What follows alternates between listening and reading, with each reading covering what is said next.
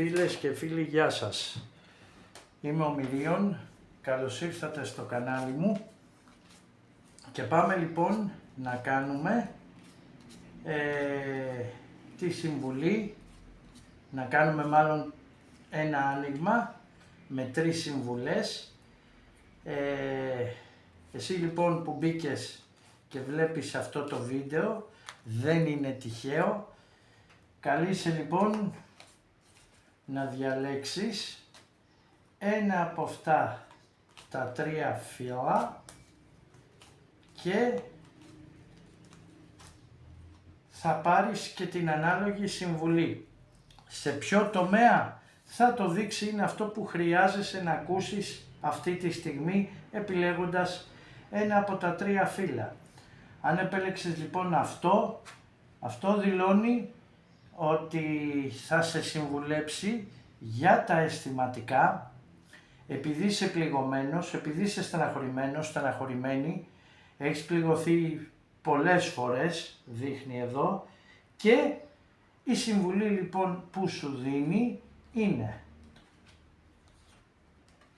είναι πολύ απλή η μία, ο ένας δρόμος. Ο ένας δρόμος λοιπόν αποκαλύπτει ότι παίρνοντας οποιαδήποτε απόφαση που αφορά τη σχέση σου ή τα αισθηματικά σου, θα πρέπει να την παίρνεις με απόλυτη αγάπη. Δηλαδή όχι με πόνο, όχι με εγωισμό και όχι με εκδίκηση. Εκεί λοιπόν εκεί όλες οι στεναχώριες, όλα τα αρνητικά θα μπαίνουν πίσω. Θα μένουν πίσω και θα βγαίνεις. Η μία συμβουλή. Η δεύτερη συμβουλή είναι να είσαι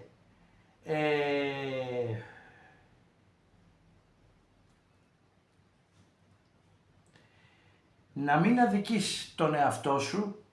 Είναι πολύ βασικό να μην αδικείς καθόλου τον εαυτό σου και θα πρέπει να δουλέψεις τα αισθηματικά μέσα σου και να μπορέσεις να βρεις κάποια θετικά πράγματα στη σχέση σου. Είναι πολύ δύσκολο, μας το λέει εδώ, δηλαδή εκεί που εντοπίζεις 10 αρνητικά, οτιδήποτε και να είναι, εντόπισε και κάποια θετικά.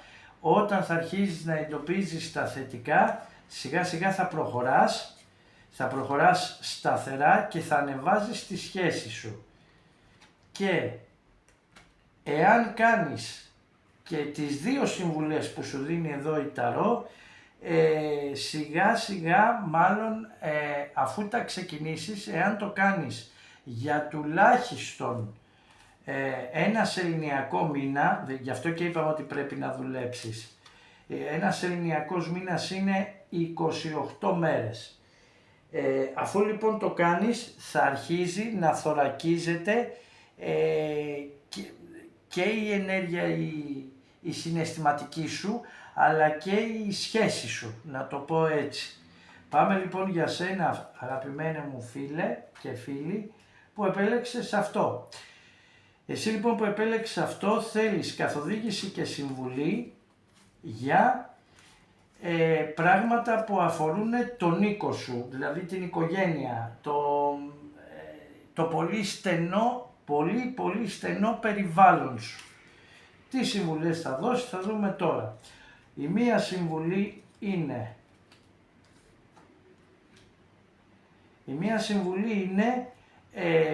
σου λέει μην σταματάς πράξεις καλές, δηλαδή έρχεται εδώ και σου λέει ότι ξέρεις κάτι, μέσα στο χώρο σου ή στους στενούς ανθρώπους που έχεις σταματήσει να δίνεις αγάπη, να δίνεις προσοχή, οπότε θα σου βγει σε πολύ καλό αν αρχίζεις και φροντίζεις, να το πω έτσι, και λίγο περισσότερο το στενό σου κύκλο. Με αυτόν τον τρόπο θα γίνουν μαγικά πράγματα τα οποία θα σε βοηθήσουν πάρα πολύ στο μέλλον. Θα δούμε σε τι. Πάμε να δούμε όμως και τη δεύτερη συμβουλή. Μπράβο και μπράβο. Λοιπόν, η δεύτερη συμβουλή λέει ότι στο στενό σου οικογενειακό κύκλο ή οτιδήποτε θα πρέπει, ειδικά εάν είσαι ο άνθρωπος που δίνει τα πιο πολλά, την πιο πολλή ενέργεια μέσα σε αυτό το χώρο, να γίνεις, πώς να το πω, όχι ο αρχηγός, αυτός που θα παίρνει τις πολύ σοβαρές αποφάσεις. Αν λοιπόν είσαι άνθρωπος ο οποίος καταναλώνεις πολλή ενέργεια στο να καθαρίζεις, στο να πλένεις, στο να μαγειρεύεις, στο να φροντίζεις, είσαι λοιπόν ένας τέτοιος άνθρωπος, το μήνυμα που έρχεται από ψηλά είναι εδώ, είναι ότι θα πρέπει επιτέλους να πάρεις το τιμόνι, το πηδάλιο εσύ, γιατί αλλιώς δεν θα βγεις στην οικογένεια σε καλό. Τι θα κερδίσεις λοιπόν, αυτό που είπαμε. Αυτό λοιπόν που θα κερδίσεις είναι αύξηση ασφάλειας, να το πω με απλά λόγια, αύξηση ασφάλειας και ευημερίας στον οίκο σου. Αυτά λοιπόν και για σένα, αγαπημένο μου φίλε, που επέλεξες το δεύτερο. Πάμε να δούμε για σένα που επέλεξες τι έχει να πει. Πολύ ωραία. Για σένα εδώ είσαι στην κατηγορία των ανθρώπων των οποίων μπορείς και διακρίνεις την αλήθεια από το ψέμα, και πολλές φορές με το ψέμα που επειδή το εντοπίζεις από κοντινά σου άτομα στεναχωριέσαι. Εδώ έρχεται και σου λέει τι συμβουλή να ακολουθήσεις για να σου βγει σε κάτι καλό.